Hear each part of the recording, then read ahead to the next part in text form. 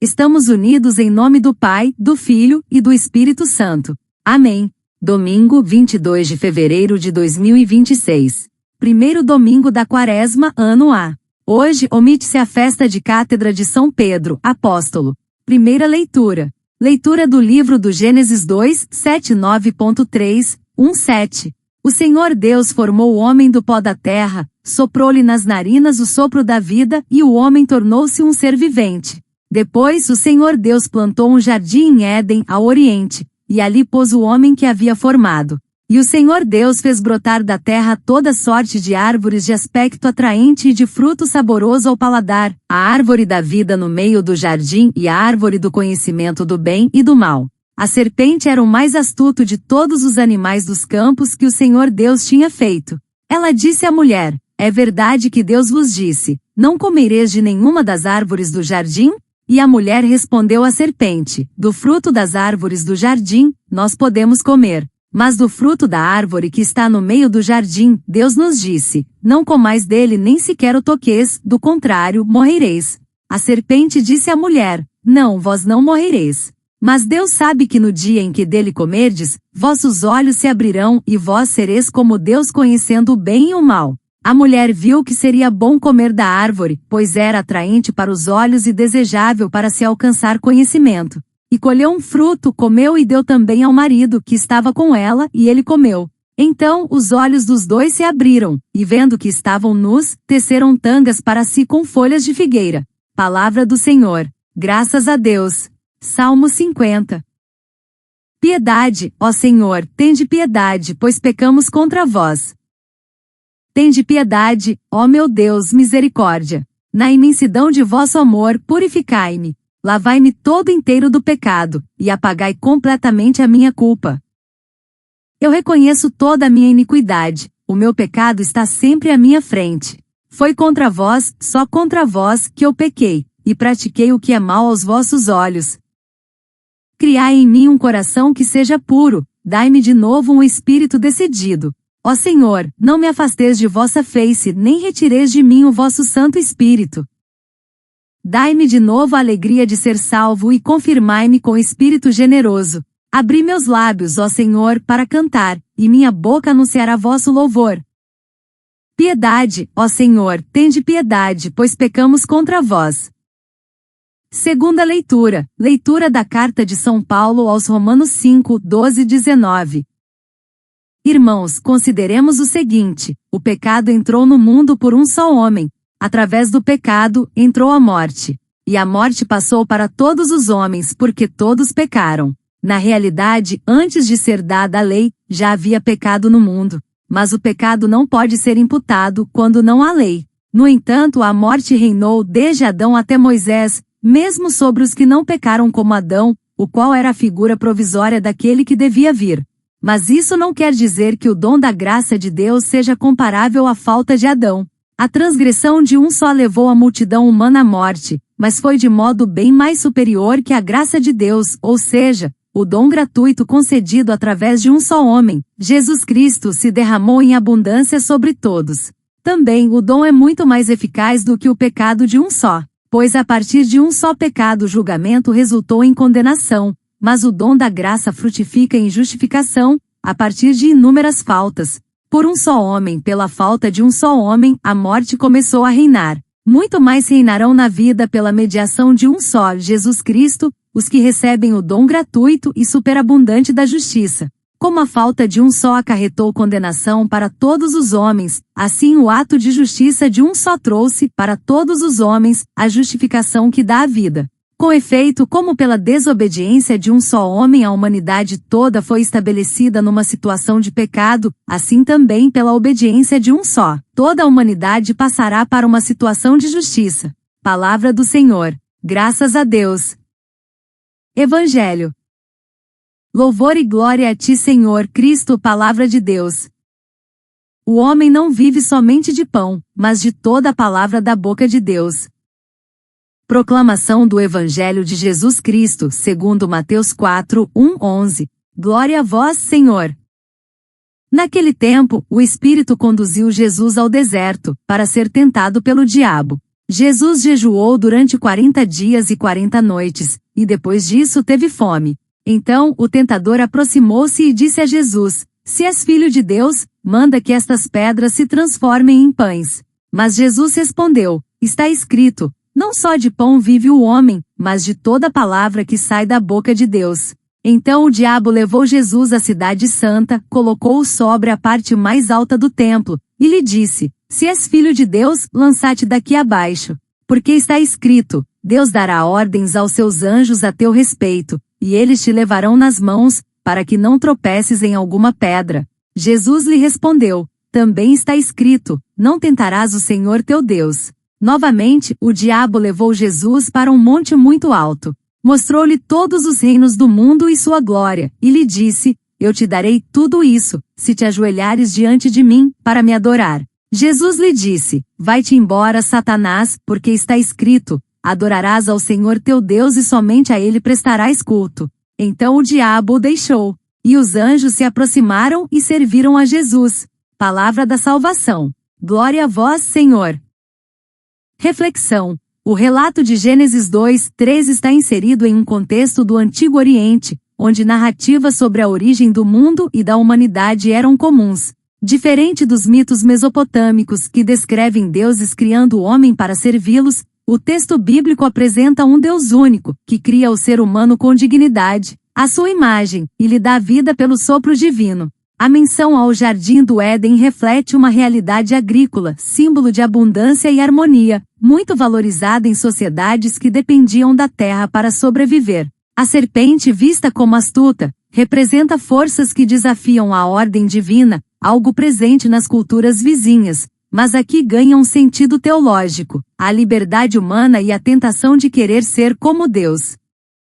Israel vivia cercado por povos politeístas, e este texto reforça a fé monoteísta e a centralidade da obediência a Deus. A nudez após o pecado indica a perda da inocência e da comunhão com Deus, algo que para aquela sociedade significava vergonha e ruptura de relações. O pecado não é apenas uma infração moral, mas uma quebra da confiança e da aliança com Deus, trazendo consequências existenciais. Na liturgia atual, este texto aparece no início da Quaresma, preparando-nos para compreender a raiz do pecado e a necessidade da redenção que Cristo oferece. A árvore da vida perdida pelo pecado é recuperada na cruz, que se torna para nós fonte de vida eterna. A tentação da serpente ecoa nas nossas escolhas diárias, quando somos seduzidos por falsas promessas de autonomia absoluta. A liturgia nos convida a reconhecer nossa dependência de Deus e a buscar a verdadeira liberdade na obediência amorosa.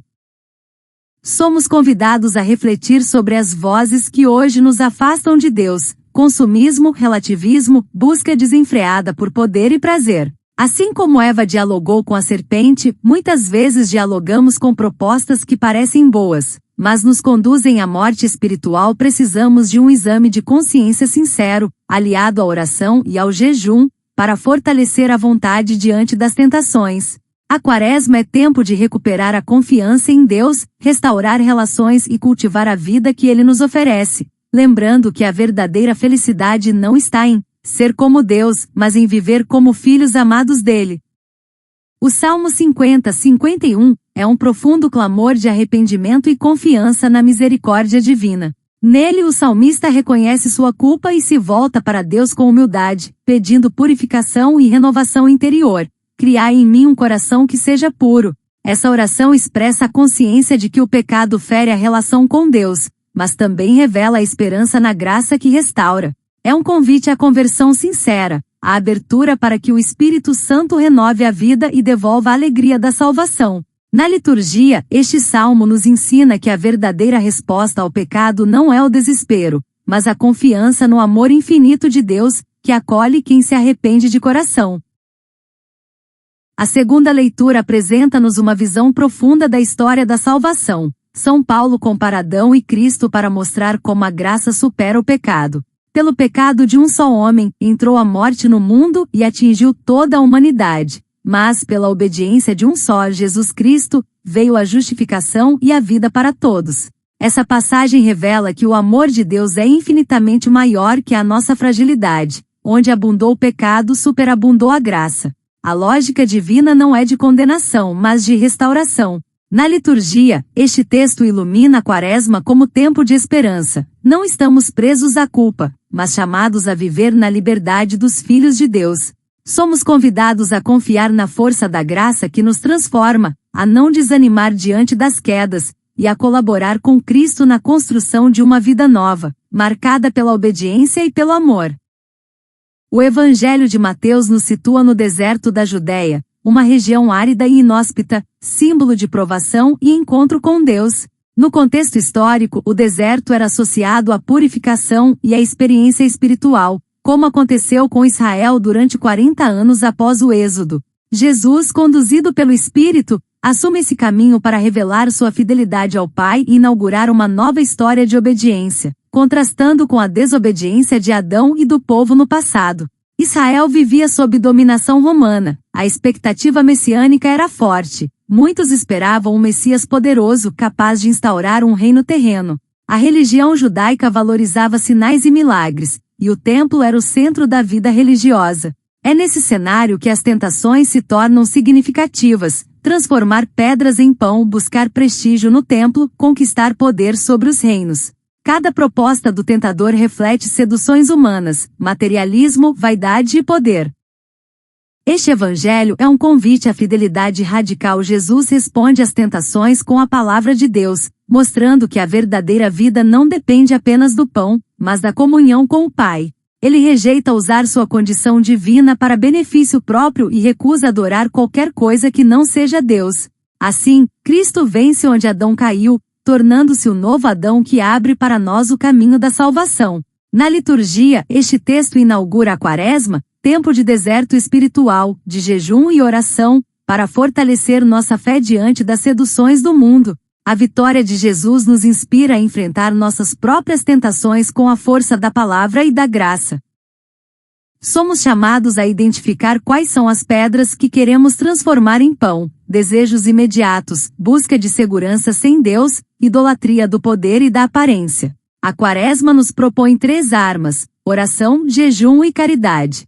Oração para manter a intimidade com Deus, jejum para educar os desejos e caridade para abrir o coração ao próximo. Um gesto concreto pode ser reservar tempo diário para a palavra, renunciar a algo que nos escraviza e praticar um ato de amor gratuito. Assim como Jesus, poderemos dizer: adorarás ao Senhor teu Deus e somente a Ele prestarás culto.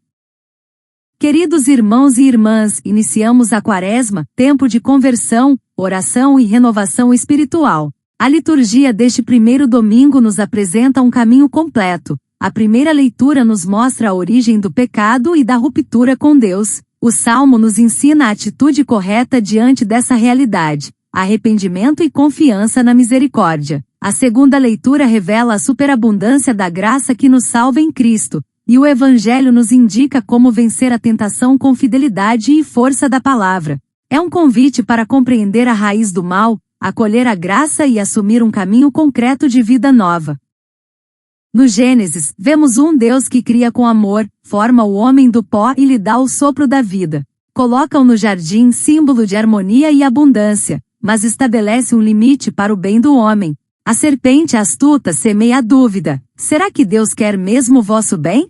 Eva e Adão cedem à tentação de ser como Deus, esquecendo que já eram imagem e semelhança dele. O pecado nasce da desconfiança e da busca de autonomia absoluta. As consequências são imediatas: vergonha, medo, divisão.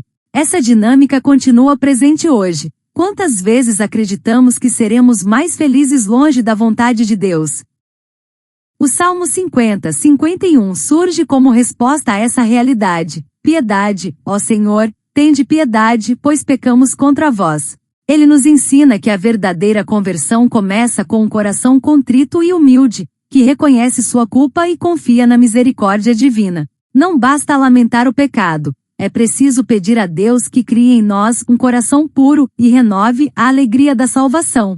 Este salmo é um guia para a Quaresma, arrependimento sincero e esperança na graça. São Paulo, na carta aos Romanos, aprofunda essa esperança. Pelo pecado de um só homem entrou a morte no mundo, mas pela obediência de um só, Jesus Cristo, veio a justificação e a vida. Onde abundou o pecado, superabundou a graça. Cristo é o novo Adão que reabre para nós o caminho da comunhão com Deus. Isso nos enche de confiança. Não estamos presos à culpa, mas chamados a viver na liberdade dos filhos de Deus. No Evangelho, Jesus é conduzido pelo Espírito ao deserto, lugar de provação e encontro com Deus.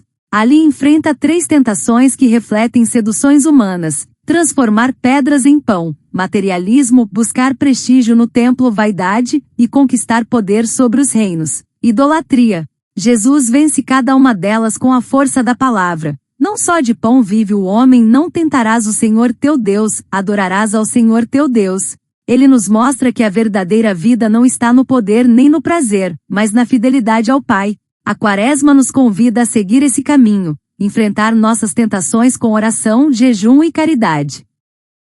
Concluindo, a palavra de hoje nos ensina 4 passos: reconhecer nossa fragilidade, Gênesis, pedir misericórdia com coração sincero, Salmo, confiar na graça que nos salva, Romanos, e lutar contra as tentações com a força da fé, Evangelho.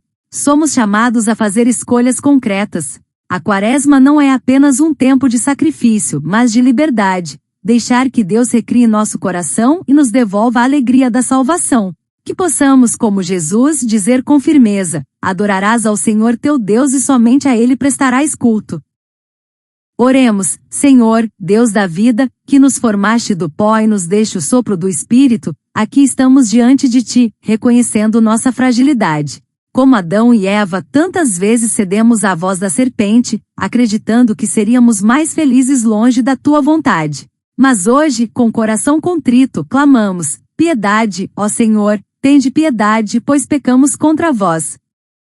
Cria em nós um coração puro, renova em nós um espírito decidido. Não nos afastes da Tua face, nem retires de nós o Teu Santo Espírito. Lava-nos, Senhor, na imensidão do Teu amor, purifica-nos da culpa que nos pesa e devolve-nos a alegria da salvação. Que nossos lábios se abram para cantar o Teu louvor, e nossa vida seja testemunho da Tua misericórdia.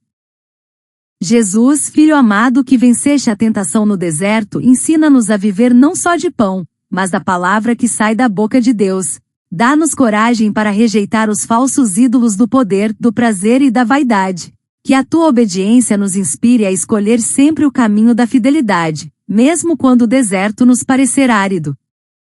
Pai, onde abundou o pecado, faz jorrar a graça. Que esta Quaresma seja para nós um tempo de retorno, de silêncio fecundo, de oração sincera. Conduze-nos pelo deserto da conversão até a Páscoa da vida nova, para que, recriados pelo Teu amor, possamos viver como filhos amados e anunciar ao mundo: só a Ti, Senhor, prestaremos culto, só em Ti encontraremos vida. Ave Maria, cheia de graça, o Senhor é convosco, bendita sois vós entre as mulheres, bendito é o fruto do vosso ventre, Jesus. Santa Maria, Mãe de Deus, rogai por nós, pecadores, agora e na hora da nossa morte. Amém. Louvado seja nosso Senhor Jesus Cristo. Para sempre seja louvado. Continuamos unidos em nome do Pai, do Filho e do Espírito Santo. Amém.